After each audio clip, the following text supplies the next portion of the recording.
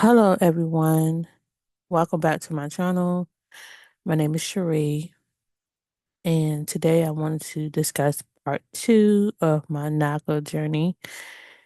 And it's been a while since I have come back and just talked about the NACA program and my journey.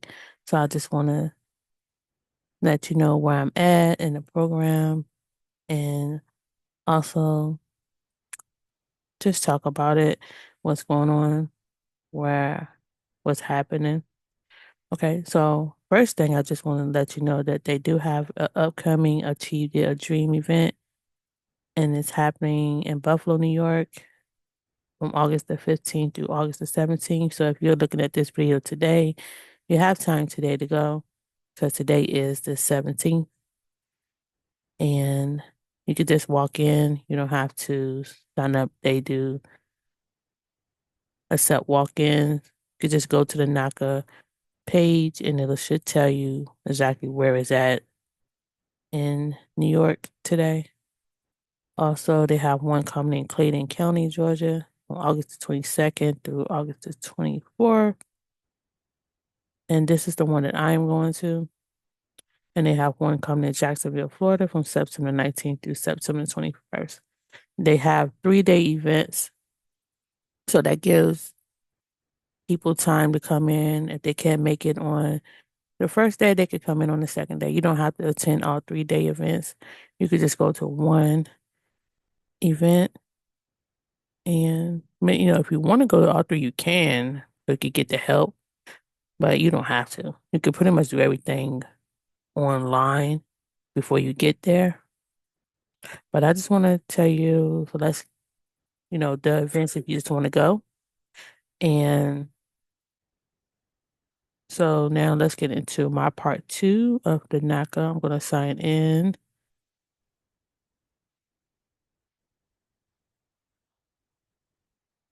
Okay, so I was already signed in. So, all right. So let's get started. So this is the dashboard to the members program. And what happened, I'm just going to give you the breakdown. I am still not NACA qualified. I went to see my counselor on April of 2025 this year. And let me just tell you, prior to the counselor that you see here, this is the counselor. You'll have your counselor name right here. I had another counselor the day I was supposed to have the appointment. I got a call from the NACA company saying that they needed that I had to reschedule and someone would contact me to reschedule for another time because my counselor was not going to be able to attend. And this was the same day I was supposed to have my meeting that morning. And I took off work that day for this. And they called me the same exact day with less than 30 minutes before the meeting to tell me that my counsel was not going to make it. So that pretty much wasted my entire day because I took off work for that day. And I waited, never got a call. Although I was told that someone would call me and reschedule. Nobody never called and rescheduled. So I ended up rescheduling myself. I This was probably a month later because no one called. I was just waiting for a call. So I rescheduled, got another counselor. Okay. Now, and I ended up having to wait another month to speak to my counselor again with the counselor that I did reschedule with. On that day, that counselor also, the day of unassigned, don't know why. No, this time I did not get a call, no nothing. It just said unassigned. However, I caught it I saw it. I went on and checked, and it was just said unassigned counselor. And so I ended up calling them to find out. I was like, hey, I have an appointment this evening. And I look and I see that my counselor is unassigned. I said, I don't have a counselor. So they ended up having to find me a counselor the same day.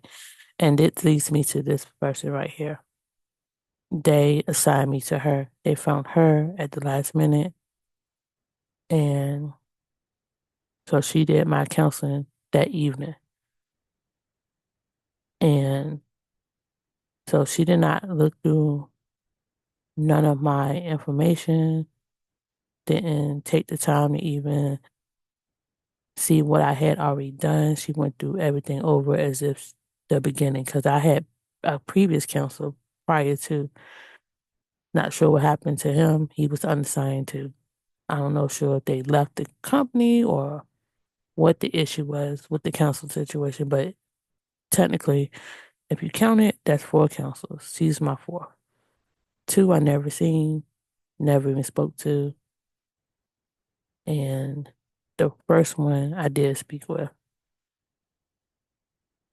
Now she went through everything. She went through my credit and just was digging all through it. And she told me herself that she did not even look at my information, see what I put in. And I mean, I can understand. I'm not sure what she had going on because they did pretty much do her at to me to just because it was last minute because they needed to find someone for me because I had an appointment that day. So this is who I have now. But I just want to tell you where I'm at now. Okay. So I'm going to go here to affordability, right? So this is last year when I had my counselor. I met with him. He went through and told me how much I could afford. And I'm going to show you and explain to you what's going on. Okay. So I'm going to click on review. This is the area that I chose last year. I don't didn't really know too much about Georgia like that, but this is just an area because I'm not originally from Georgia, but I live here now. Okay. And so at the time I was paying rent. I was paying $1,386 in rent. As you can see, this is how much I was paying. Now this is how much NACA said that I could afford in monthly payments. This is how much my monthly payment would be for a house. And so I did not have to worry about having what's called a payment shock. So as you can see right here, it says payment shock $0. Right? I don't have a voucher because I'm not on Section 8 or anything like that. And so that's where they said I could afford, right? And this is how much they said how much of a house I could afford to buy at that time. It was $156,403. Now keep in mind, this is how much I was paying. I'm just going up. I was paying $1,386 in rent. And this is one they said I could afford my monthly mortgage, $1,233 a month. This is what they said I could afford to pay. Okay, this is now. I just want to show you that this is back in 2024. This was my first counselor. And they said that I had to have a minimum required funds of $4,048. This is how much I was supposed to save. Okay. So I did that. I saved this amount. And then that's why I was trying to schedule appointments for the counselor because I did everything they said to do. On my first run, I said, okay, I got everything saved. And now I need to, set up my appointment because I done did the other explanations. I did all my action items at the time. It brings me to speaking to my counsel. to see, trying to get NACA qualified. Okay. Now, here we are. This was in April of 2024. Okay. That was my first counselor that went through everything and told me what I needed to do. They gave me an action plan. I did all the action plans that they wanted me to do. And I also saved the required funds. Okay. Now, this brings me to where I'm at now, currently. So now we go to, I'm speaking to my counselor. Now, I just gave her Macon, Georgia, because that's where I currently live. But she just asked, do I still want to do Warner Robins or do I want to do something else? So I just told her Macon because my kids go to school in Macon. So I was like, well, I don't know. I'll just do Macon. So, and now I want to scroll down. Now, here is what happened. I moved. If you looked at my previous video, I talked about me moving and to save money so that I could save to buy a house. So I moved in with my sister. This is what I currently pay. $200 just to stay here. And it technically was just to save. It wasn't just to, I didn't really have to give her anything. She said, just give her 200. I said, okay, I could give you 200. That's fine. Right. And I did not know at the time that this would kind of hurt me because if you notice, this is what I pay in rent. They consider this rent. Now, I was paying $1,386. That's a tremendous drop. But my whole idea was I'm just gonna move out, not gonna pay rent so I can save. This is my thought process at this time because I'm thinking, how else I'm gonna save? If I'm paying rent, I don't make so much money. Be honest with you. So I was like, okay, how can I save for a house? So this was my option to move in with my sister to save money. Now, this is what NACA said my monthly mortgage would be. Now, $1,281, right? So they hit me with a payment shock. So this is what happened. I got a payment shock. As I explained in the first section when I was showing you my first meetup with my counselor, I did not have a payment shock. Now I do. A payment shock is what they want you to save more money to see if you could afford to make a mortgage payment. So now I have to save an additional $1,081 a month every month so that they can see that I can afford.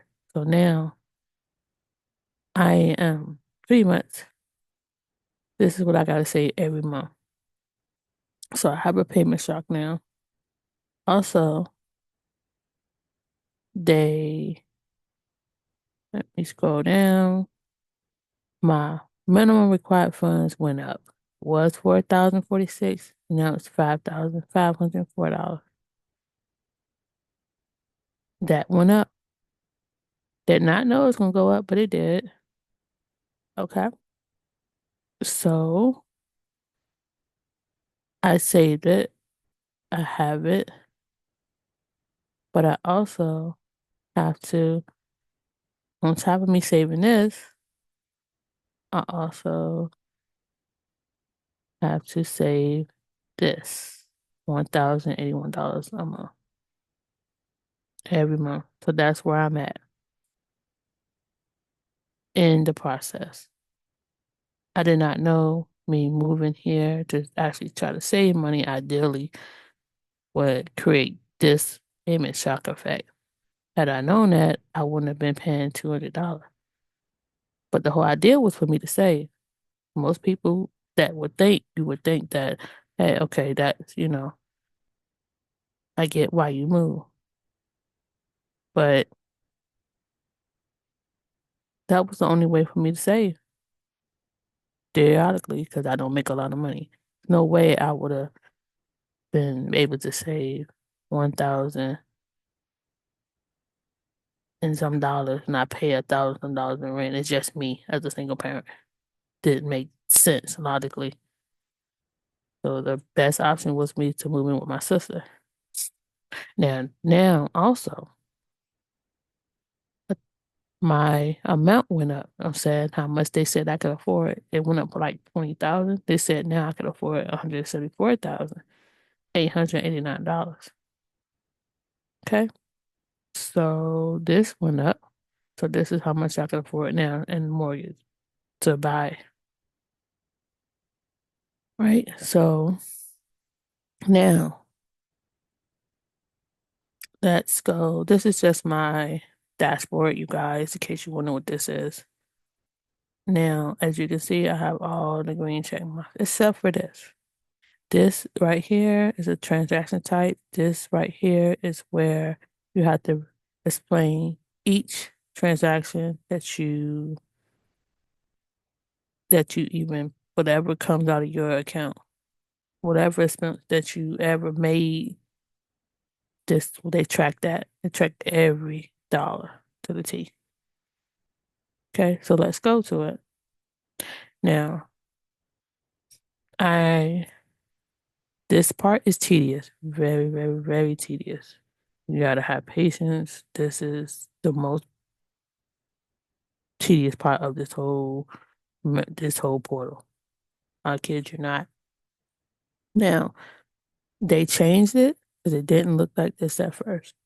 Prior to me meeting my counselor, I had already went and completed it, but I did not understand it completely.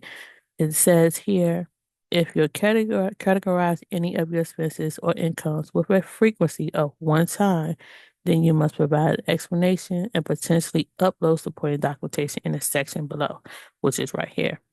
Now, prior to me meeting my counselor, like I said, I had went through and did everything. So all of this was green at one point.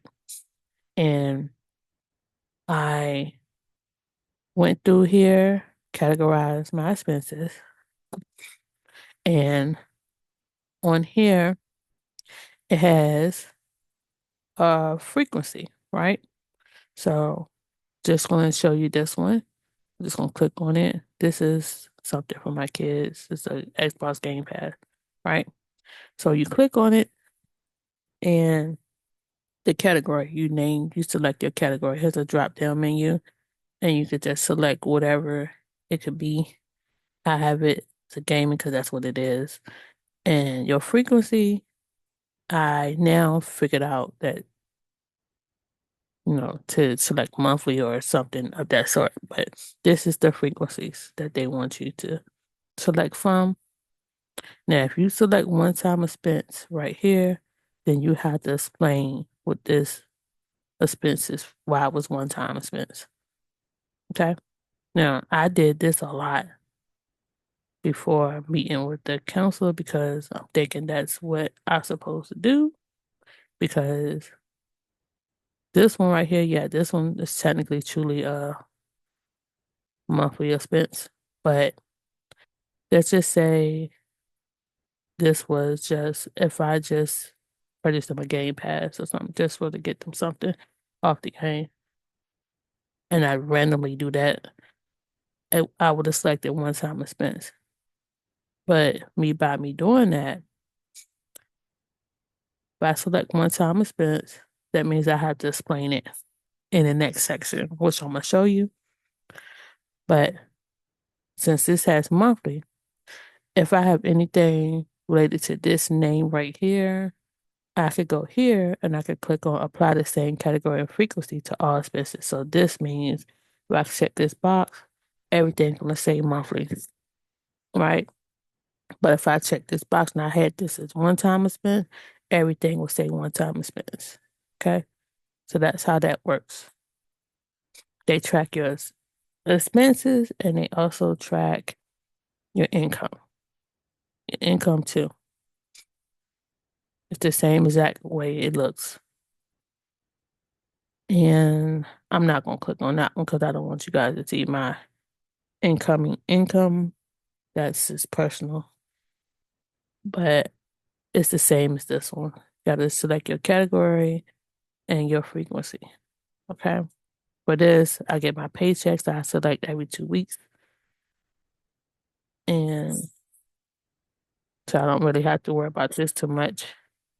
It's more so the expenses that I got to worry about because I did, like I said, selected one-time expenses when I first set it up. Now I understand how it works.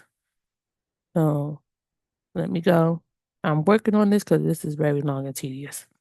Okay. So now I'm on to the one-time expense where you got to explain it. Okay. So if you see this in green, this means that I completed it.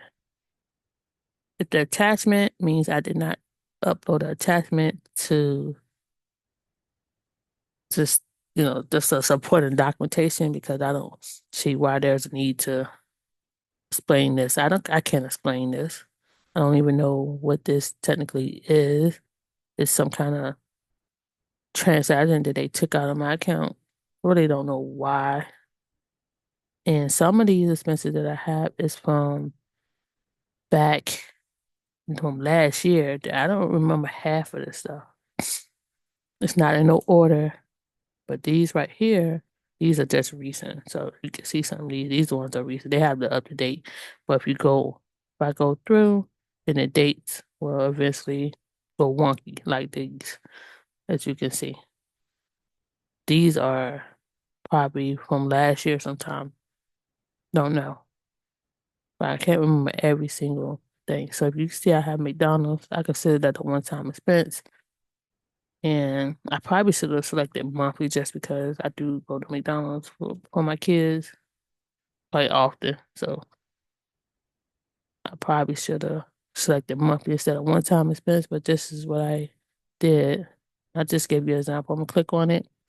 And if you see, I selected the category, which was a takeout delivery, and I selected one-time expense. So now I had to explain it. This is where I explained it that this was a fast food purchase. Pretty much that's what it was. And then I had to save it. But I had to do this for each one of these. Imagine going through each one of these. Okay.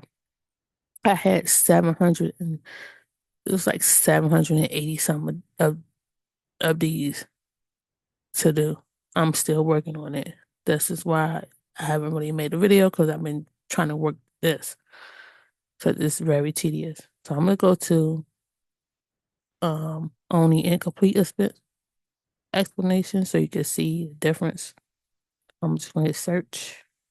And as you can see, now it's got a red triangle underneath the explanation. That means I still have more to do.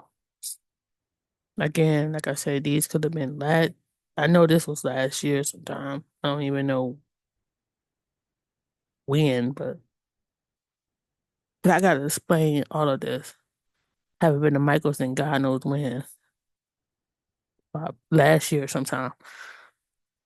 But or year for last. I'm not even sure. But I have to explain all of my expenses one by one because I selected one time expense. Imagine that.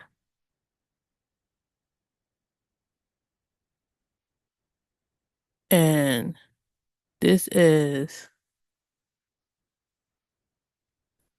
601. It only show 10 per page. That's 601 that I got left to do.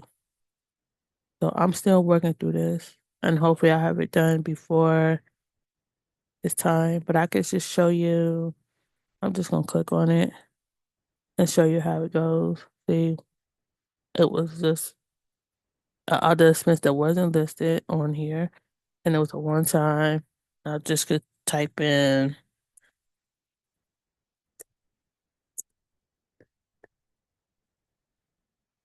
this was a purchase for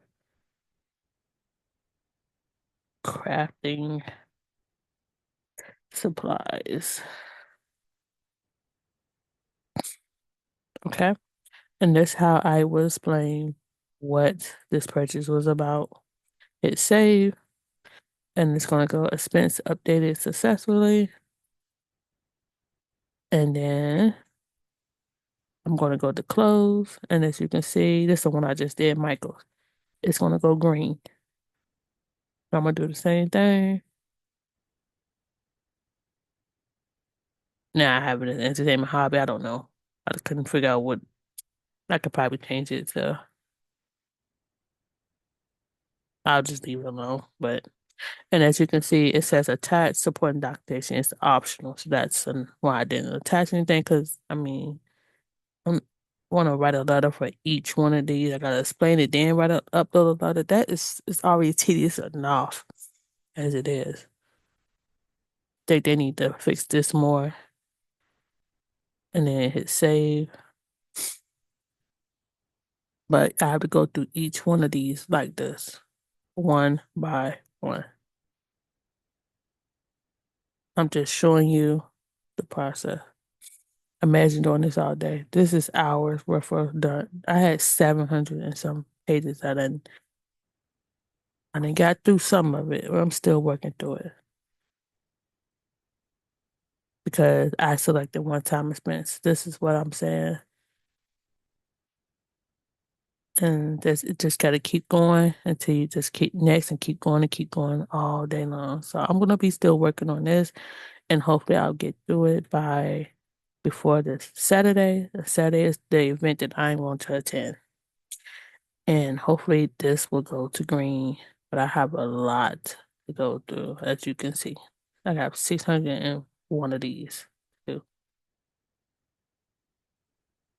And I just wanted to show you guys where I'm at. This is the process I'm at right now. And hopefully this time around I will be NACA qualified because I everything else is done. I saved the amount that they wanted me to save. I've been saving the payment shock that they asked me to save. And let's see how it goes. And I want to make a part three because I want to show you what I'm thinking about purchasing. And so